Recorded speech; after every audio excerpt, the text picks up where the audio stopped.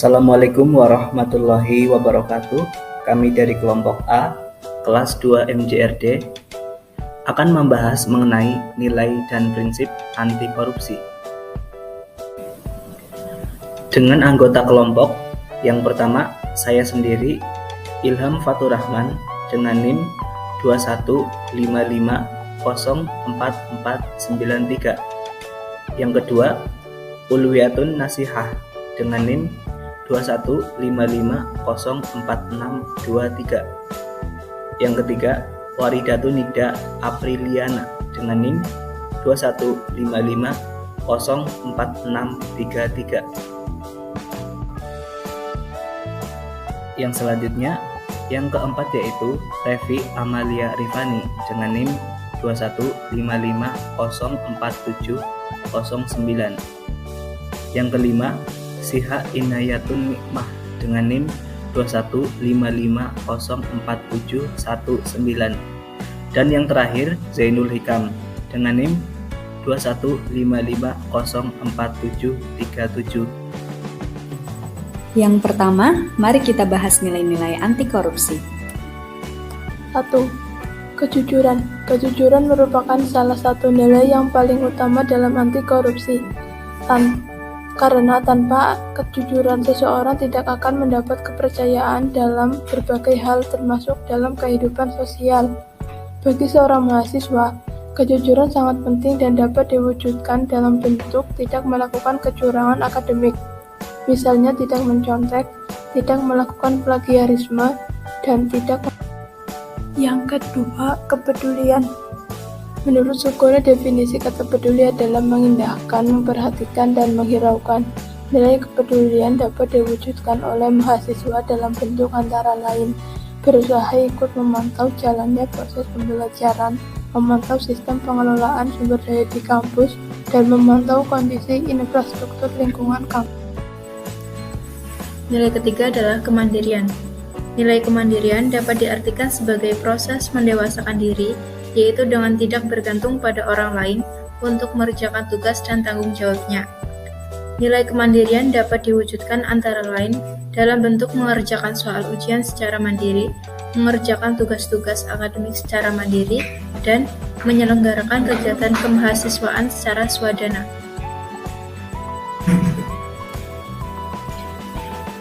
Nilai keempat adalah kedisiplinan.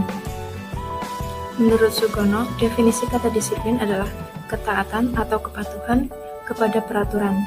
Sugono 2008. Nilai kedisiplinan dapat diwujudkan antara lain dalam bentuk kemampuan mengatur waktu dengan baik, kepatuhan pada seluruh peraturan dan ketentuan yang berlaku di kampus, mengerjakan segala sesuatunya tepat waktu, dan fokus pada pekerjaannya. Nilai kelima adalah tanggung jawab. Tanggung jawab adalah penerima segala sesuatu dari sebuah perbuatan yang salah, baik itu disengaja maupun tidak disengaja. Penerapan nilai tanggung jawab antara lain dapat diwujudkan dalam bentuk belajar sungguh-sungguh, lulus tepat waktu dengan nilai yang baik, mengerjakan tugas akademik dengan baik, menjaga amanah dan kepercayaan yang diberi. Nilai keenam yaitu kerja keras. Kerja keras didasari dengan adanya kemauan. Di dalam kemauan terkandung ketekatan, ketekunan, daya tahan, daya kerja, pendirian, keberanian, ketabahan, keteguhan, dan pantang mundur. Kerja keras dapat diwujudkan oleh mahasiswa dalam kehidupan sehari-hari. Misalnya dalam melakukan sesuatu, menghargai proses bukan hasil semata, tidak melakukan jalan pintas, belajar, dan mengerjakan tugas-tugas akademik dengan sungguh-sungguh.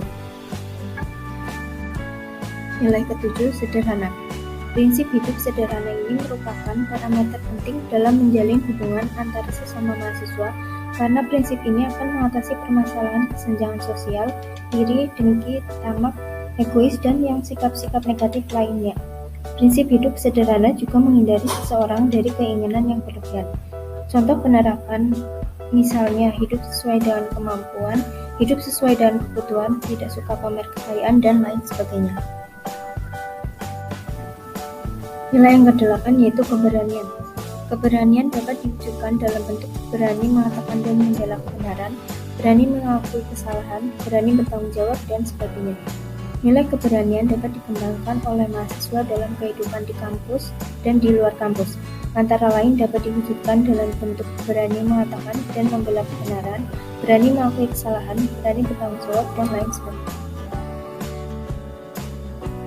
Yang kesembilan yaitu keadilan. Berdasarkan arti katanya, adil adalah sama berat, tidak berat sebelah, dan tidak memihak.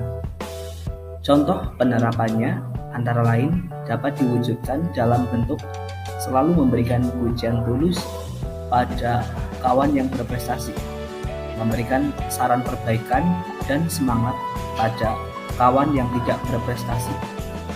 Kemudian tidak memilih kawan berdasarkan latar belakangnya. Prinsip-prinsip anti korupsi. 1. Akuntabilitas. Akuntabilitas adalah kesesuaian antara aturan dan pelaksanaan kerja. Akuntabilitas publik secara tradisional dipahami sebagai alat yang digunakan untuk mengawasi dan mengarahkan perilaku administrasi dengan cara memberikan kewajiban untuk dapat memberikan jawaban atau answerability kepada sejumlah otoritas eksternal. Daphne 2005. Akuntabilitas publik memiliki pola-pola tertentu dalam mekanismenya, antara lain adalah akuntabilitas program, akuntabilitas proses, akuntabilitas keuangan, akuntabilitas outcome, akuntabilitas hukum, dan akuntabilitas politik. Puslitbang 2001. 2. Transparansi. Prinsip transparansi ini penting karena pemberantasan korupsi dimulai dari transparansi dan mengharuskan semua proses kebijakan dilakukan secara terbuka, sehingga segala bentuk penyimpangan dapat diketahui oleh publik. Prasojo 2007. Contoh penerapannya misalnya, program kegiatan kemahasiswaan dan laporan kegiatannya harus dapat diakses oleh seluruh mahasiswa. 3. Kewajaran. Prinsip fairness atau kewajaran ini ditujukan untuk mencegah terjadinya manipulasi atau ketidakwajaran dalam penganggaran, baik dalam bentuk markup maupun ketidakwajaran lainnya. Prinsip kewajaran dapat mulai diterapkan oleh mahasiswa dalam kehidupan di kampus. Misalnya, dalam penyusunan anggaran program kegiatan kemahasiswaan harus dilakukan secara wajar. Demikian pula dalam menyusun laporan pertanggungjawaban, harus disusun dengan penuh tanggung jawab. Yang keempat, ada kebijakan.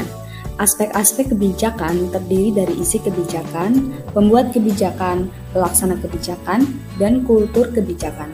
Kebijakan anti korupsi akan efektif apabila di dalamnya terkandung unsur-unsur yang terkait dengan persoalan korupsi, dan kualitas dari isi kebijakan tergantung pada kualitas dan integritas pembuat.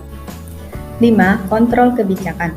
Kontrol kebijakan merupakan upaya agar kebijakan yang dibuat betul-betul efektif dan mengeliminasi semua bentuk korupsi. Contoh penerapannya misalnya dengan melakukan kontrol pada kegiatan kemahasiswaan, mulai dari penyusunan program kegiatan, pelaksanaan program kegiatan, sampai dengan pelaporan.